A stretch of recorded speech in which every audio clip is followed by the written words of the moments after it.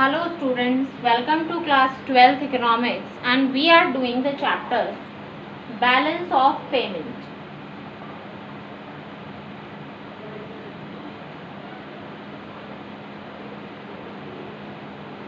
The chapter balance of payment, in this chapter we have done the capital account, we have done the current accounts visible items, and in today's video we are discussing about invisible items of current account.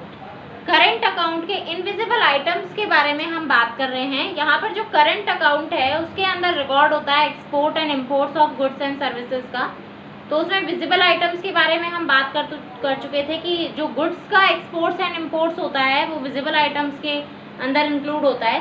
Now we are talking about the invisible items. What are the invisible items in current account? देखिए invisible items means जो दिखाई नहीं देते। दिखाई देने से मतलब जो कि जिन्हें आप टच नहीं कर सकते या जिन्हें आप ये कह सकते हैं कि जिन्हें आप सीन नहीं कर सकते, जैसे services. First point is services. जैसे सर्विसेज को आप सीन नहीं कर सकते, जैसे कि जो ट्रांसपोर्टेशन है, ट्रांसपोर्टेशन की अगर हम बात करें तो ट्रांसपोर्टेशन क्या है? किसी चीज़ का नाम थोड़ी ना है ट्रांसपोर्टेशन। क्या आप बता सकते हैं किसी भी चीज़ का क्या होता है ट्रांसपोर्ट? क्या आप किसी भी चीज़ को ला के दिखा सकते हैं कि ये है ट्रांसपोर्टेशन? नहीं। ट्रांसपोर्टेशन क्या है? एक सर्विस है।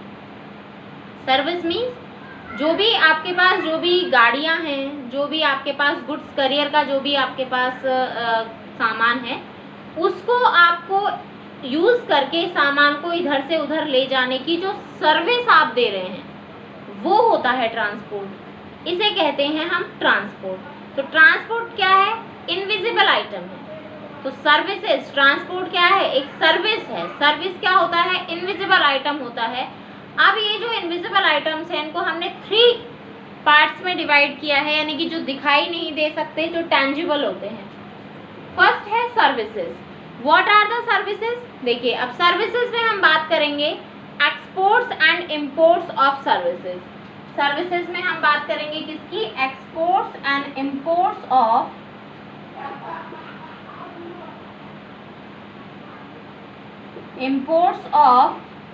सर्विसेज। इम्पोर्ट्स एंड एक्सपोर्ट्स की बात करते हैं सर्विसेज की। इसमें क्या होता है? जो भी नॉन फैक्टर सर्विसेज हैं, जैसे शिपिंग, जो भी नॉन फैक्टर सर्विसेज हैं जैसे शिपिंग है, ट्रांसपोर्टेशन है, इंश्योरेंस है, इंटरेस्ट है, डिविडेंड है, टूरिज्म है। टूरिज्म भी एक सर्विस है। अगर हम देखें तो बताइए टूरिज्म क्या है? टूरिज्म क्या है? क्या आप बता सकते हो किसी भी चीज़ को लाके कि भाई ये टूरिज्म है? नो, नहीं बता सकते। क्यों? क्योंकि tourism is a service. Tourism क्या है? एक सर्विस है। तो ये क्या हुआ? जो कि, और ये वो सर्विस है जो कि हमारे रेजिडेंट्स ऑफ द कंट्री या फिर रेस्ट ऑफ द वर्ल्ड को सेल की जाती है। ऐसी exports and imports of the services जो कि रेजिडेंट ऑफ द कंट्री या फिर rest of the services, rest of the world को, जो हमारे रेजिडेंट्स होते हैं कंट्री के, वो rest of the world means लोगों को एक्सपोर्ट एंड इम्पोर्ट करते हैं।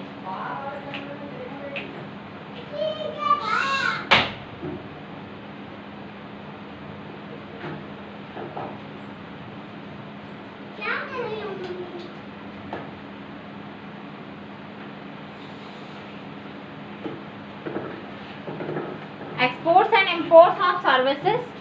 So imports of services are recorded. जो exports of services होता है, exports of services को हम पॉजिटिव साइंस में, एक्सपोर्ट ऑफ सर्विसेज को हम किस में? पॉजिटिव में इंक्लूड करते हैं। क्यों? क्योंकि जब भी हम एक्सपोर्ट करते हैं तो हमारे पास फॉरेन करेंसी इंक्लूड होती है, हमारे पास फॉरेन करेंसी आती है। और जो इंक्लूड, क्योंकि हम रिसीव करते हैं सर्विसेज के बदले में पेमेंट्स को, सर्विसेज के बदले में जब हम पेमेंट्स रिसीव करते हैं तो वो हमारे पास पॉजिटिव साइन में इंक्लूड होता है। क्यों? क्योंकि सर्विसेज हमारे पास आ रही हैं। अब हम बात करते हैं इम्पोर्ट्स की। इम्पोर्ट्स क्या होता है? इम्पोर्ट्स यानी कि इम्पोर्ट्स को नेगेटिव साइन से शो किया जाता है। क्यों? बिकॉज इम्पोर्ट्स जो होते हैं उसमें हमें पेमेंट करना पड़ता है रेस्ट ऑफ द वर्ल्ड को, हमें रेस्ट ऑफ द वर्ल्ड को पेमेंट करना पड़ता है। और जब हम ये पेमेंट करते हैं रेस्ट ऑफ द वर्ल्ड को जब हम पेमेंट करते हैं तो उस पेमेंट को हमें क्या करना होता है, कैसे माइनस में, क्योंकि हमारे पास से जाता है तो हमारी जो मनी है उसके अंदर से क्या हो जाता है, लैप्स हो जाता है, तो इसे हम क्या कहते हैं, लैप्सेस ऑफ द पेमेंट। तो इसे हम नेगेटिव साइन से शो करते हैं। तो ये हो गया हमारा exports and imports of the country. अब बैलेंस जो है एक्सपोर्ट एंड इम्पोर्ट का, इसे कहा जाता है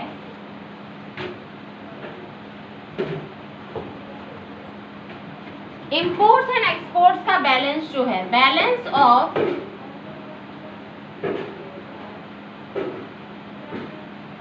इम्पोर्ट एंड एक्सपोर्ट, इसे हम कहते हैं balance of invisible items.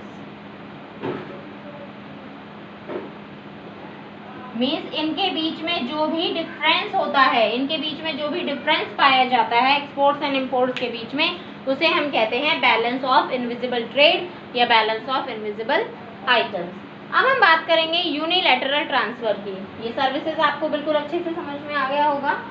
Now we are talking about the unilateral transverse.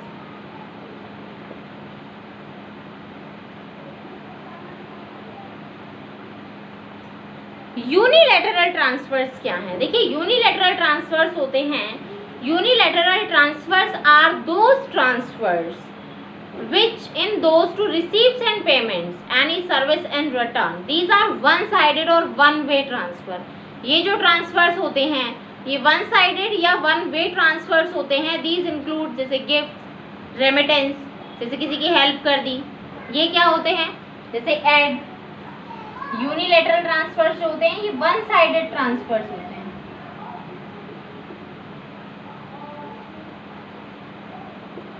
कैसे होते हैं? वन साइडेड ट्रांसफर्स होते हैं। वन साइडेड यानी कि जब इनको, जैसे कि एक्सपोर्ट्स और इम्पोर्ट्स हैं, ये तो टू साइडेड है, यानी कि जब आप किसी को गुड्स सेल कर रहे हैं तो आपको वहां से पेमेंट भी लेना है, कंपलसरी है। आप किसी से गुड्स परचेज कर रहे हैं तो उन्हें पेमेंट करना है, कंपलसरी है, तो टू साइडेड हो गया। लेकिन ये यूनिलैटरल ट्रांसफर्स क्या होते हैं? वन साइडेड होते हैं। जैसे किसी ने आपको गिफ्ट दिया, किसी ने, मान लीजिए आपकी कंट्री में फ्लड वगैरह आई तो किसी फॉरेन कंट्री ने हेल्प कर दी और आपको कुछ भी सहायता ऐड वगैरह दे दिया, तो ये क्या होंगे? ये वन साइडेड होंगे। उन्होंने आपको गिफ्ट दिया है, आपकी हेल्प की है, तो उसके बदले में आपको उन्हें कुछ भी देने की ज़रूरत नहीं है। हाँ, वो आपका एक बिहेवियर है कि जब उनके साथ ऐसी कोई प्रॉब्लम्स आती हैं तो आप उन्हें हेल्प कर सकते हैं, लेकिन इसके बदले में ज़रूरी नहीं है, कंपलसरी नहीं है कि जितनी इन्होंने आपको हेल्प की फिर तुरंत आपको उन्हें लौटाना हो, तो ऐसा कंपलसरी नहीं है। तो इसीलिए ये जो ट्रांसफर्स होते हैं ये यूनिलैटरल ट्रांसफर्स होते हैं। यूनि मतलब वन साइडेड, ओके। तो ये जो रिसीप्ट्स ऑफ यूनिलैटरल ट्रांसफर्स होती हैं, रिसीप्ट्स ऑफ यूनिलैटरल ट्रांसफर्स तो पॉजिटिव आइटम्स में, और payments of unilateral transfers negative items में, ये ऐसे इंक्लूड हो जाती हैं। भाई रिसीप्ट जो किया, यानी हमें अगर गिफ्ट मिले, रिसीप्ट्स तो पॉजिटिव आइटम्स में,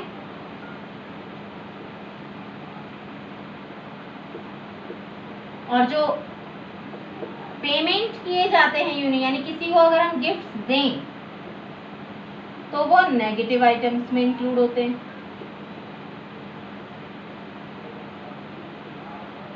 रिसीप्ट्स और पेमेंट्स दोनों, और इनका बैलेंस जो होगा यूनिलैटरल ट्रांसफर्स का, means difference between receipts and payments of unilateral transfer, दोनों के बीच में जो डिफरेंस होगा वही क्या होगा? Balance of unilateral transfers. ये हो गया होगा, सबको समझ में आ गया होगा अच्छी तरह से कि रिसीप्ट्स एंड पेमेंट्स में क्या डिफरेंस है, यूनिलैटरल ट्रांसफर्स क्या होते हैं। अब जो नेक्स्ट हमारा पॉइंट है that is called income. Next जो हमारी इनविजिबल जो चीज़ है वो है, हमारा इनविजिबल आइटम्स में जो है वो है इनकम। इनकम का मीन क्या है देखते हैं, इनकम को किस तरीके से इंक्लूड हमने यहाँ किया।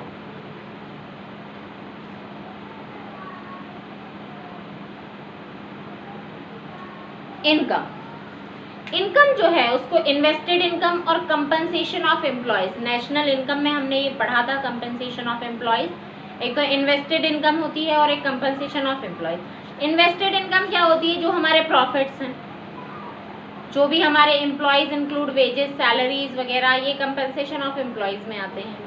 और जो हमारे प्रॉफिट हैं ये किस में आते हैं? इन्वेस्टेड इनकम में। यानी कि आपके इन्वेस्टमेंट करने से, आपके इन्वेस्टमेंट करने से जो आपको इनकम मिली, जो डिविडेंड मिला, यानी प्रॉफिट में जो पार्ट मिला, जो इंटरेस्ट मिला वो क्या होता है, इन्वेस्टमेंट इनकम। और कंपेंसेशन ऑफ एम्प्लॉयज में क्या होता है, जैसे सैलरी, वेजेस, जो भी आप यानी मजदूर हैं जो उनको आपने वर्क करने के बदले में उनको जो क्या दिया, पेमेंट दिया, उनकी वेजेस यानी उनकी वो क्या होगी, कंपेंसेशन ऑफ एम्प्लॉय होगी।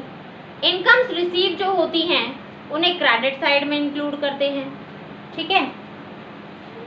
इनकम ये क्लियर हो गया होगा। इसमें 2 टाइप की इनकम्स आती हैं, एक तो इन्वेस्टेड इनकम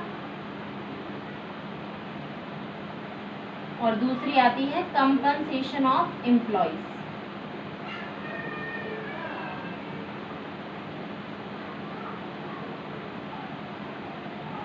इन्वेस्टेड इनकम क्या होता है, देखिए इन्वेस्टेड इनकम में कौन कौन सी चीजें आती हैं, जो हमारे प्रॉफिट्स हैं, जो डिविडेंड्स हैं यानी प्रॉफिट में आपका जो पार्ट है, और कंपनसेशन ऑफ एम्प्लॉयज में आते हैं आपके wages and salaries. Wages and salaries जो हैं वो कंपनसेशन ऑफ एम्प्लॉयज में आती हैं। अब अगर हम इसमें बात करें तो जो फॉरेन कंट्रीज को यानी जो इनकम आप रिसीव करते हैं, जो इनकम आप रिसीव कर रहे हैं वो इनकम आपकी आएगी क्रेडिट साइड,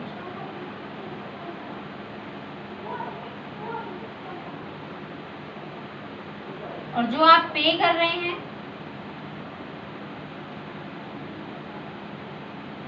जो भी आप पे कर रहे हैं वो आएगा डेबिट साइड।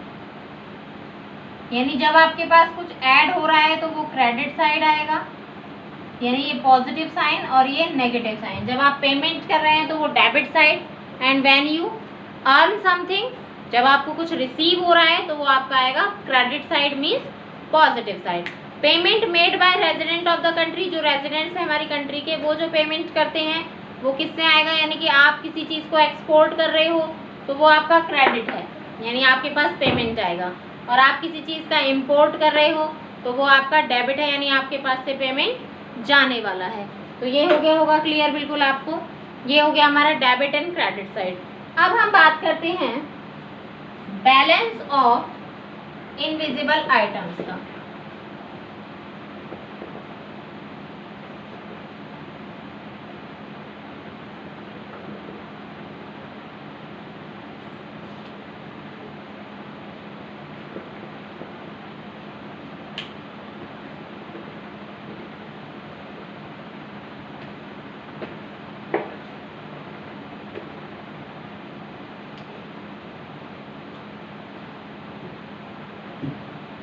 बैलेंस ऑफ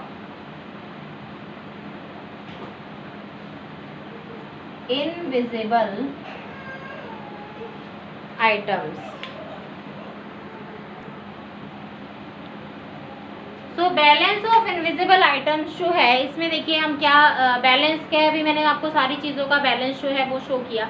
तो देखिए करंट अकाउंट के अंदर, इन current account,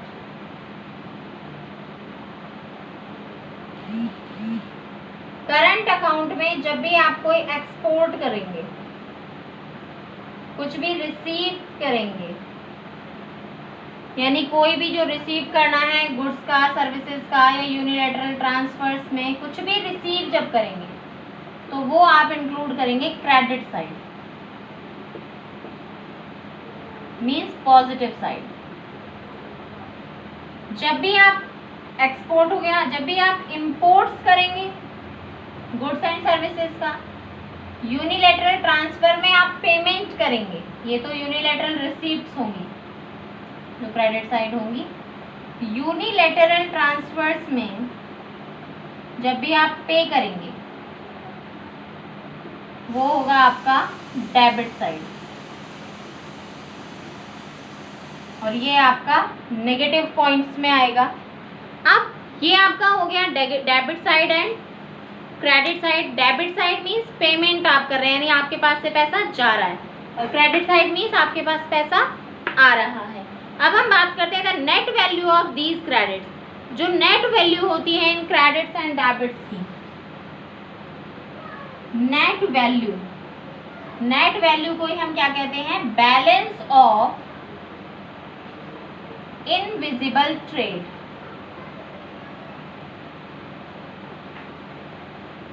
Now you are thinking that what is the net value? Net value का means when credit the difference between the actual difference between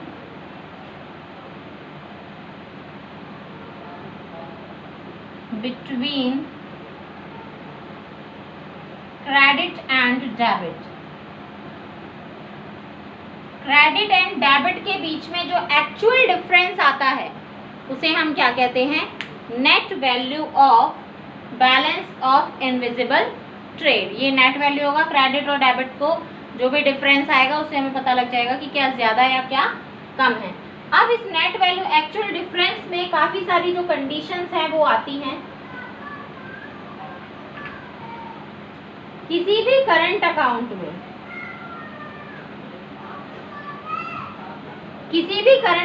में जब भी हम बैलेंस बनाते हैं, किसी भी करंट अकाउंट में जब भी आप बैलेंस बनाएंगे, बैलेंस ऑफ इनविजिबल ट्रेड जब भी आप बनाएंगे, तो बैलेंस ऑफ इनविजिबल ट्रेड में क्या होगा कि बैलेंस ऑफ इनविजिबल ट्रेड में आपके साथ 2 कंडीशंस होंगी. या तो आपके पास जो बजट है यानी जो करंट अकाउंट है वो सरप्लस में आएगा, या फिर आपके पास जो अकाउंट है वो डेफिसिट में आएगा. तो सरप्लस और डेफिसिट दोनों कंडीशंस कैसे आती हैं वो हम देखते हैं. देखिए, when credit of invisible trade account is greater than debit of invisible trade account. When credit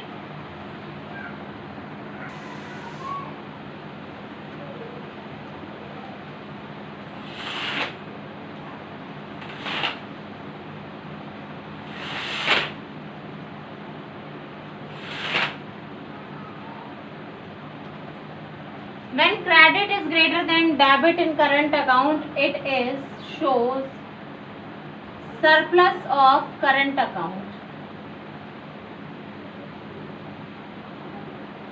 ये करंट अकाउंट का सरप्लस शो करती है. नेक्स्ट, जब भी करंट अकाउंट का सरप्लस शो करेगी यानी क्रेडिट, यानी जब आपकी रिसीव्ड जो है वो पेमेंट से ज़्यादा होंगी. सरप्लस मीन्स ज़्यादा, यानी कि आप बेनिफिट में चल रहे हैं. और जब debit, when debit is greater than credit, जब डेबिट आपका क्रेडिट से ज़्यादा होगा तो वो शो क्या करेगा?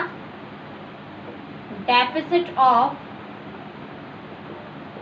करंट अकाउंट, वो आपका डेफिसिट शो करेगा.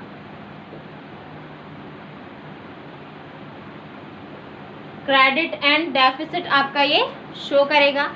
नेक्स्ट हम बात करते हैं सरप्लस और डेफिसिट.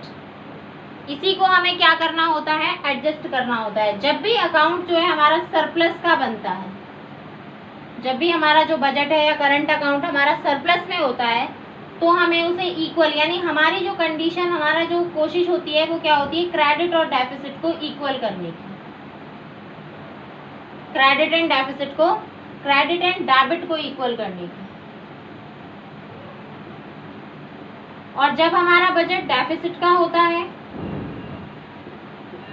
तो भी हमारी कंडीशन क्या होती है कि क्रेडिट के इक्वल में ही क्या कर दिया जाए? डेबिट को कर दिया जाए. सो जो कैपिटल अकाउंट है इसे, इसमें क्या, सॉरी, जो करंट अकाउंट है इसे क्या किया जाता है?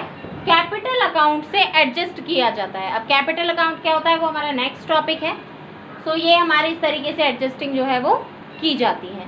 नेक्स्ट अगर हम बात करें कि इसका फॉर्मूला जो है वो क्या होगा कि करंट अकाउंट बैलेंस का जो फॉर्मूला होगा, देखिए, balance of invisible trade, balance of visible trade and balance of unilateral transfer. क्योंकि करंट अकाउंट जो है उसमें हमने क्या पढ़ा है?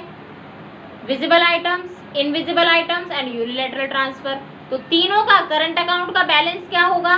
Balance of invisible trade, balance of visible trade and balance of unilateral transfers. Means, और बैलेंस का मीन्स क्या होगा? यानी रिसीप्ट्स माइनस पेमेंट्स. तीनों में ही बैलेंस ऑफ किसी का भी आप विजिबल आइटम्स का निकालेंगे तो बैलेंस ऑफ विजिबल आइटम्स कैसे निकलेगा? Payments of visible item minus receipts of visible items. ऐसे इनविजिबल ट्रेड निकलेगा, ऐसे ही यूनिलैटरल ट्रांसफर्स निकलेंगे. तो जो करंट अकाउंट बैलेंस जो है आपका, उसका फॉर्मूला हम देख लेते हैं.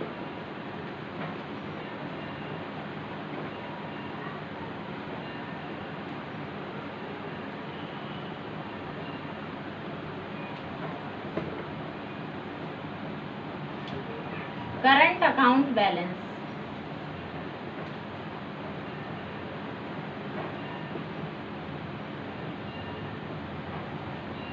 करंट अकाउंट बैलेंस जो है इसमें हमें देखिए क्या करना है. करंट अकाउंट बैलेंस जो निकालना है इसमें balance of visible trade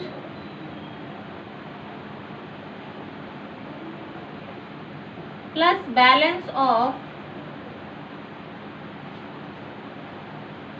invisible trade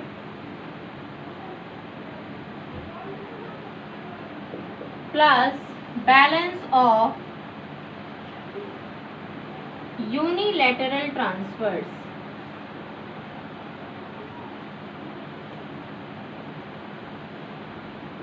तो ये हो गया हमारा करंट अकाउंट बैलेंस. अब जो हमारा नेक्स्ट टॉपिक है that is capital account. In this next video we will study about the capital account. Thank you. Have a nice day.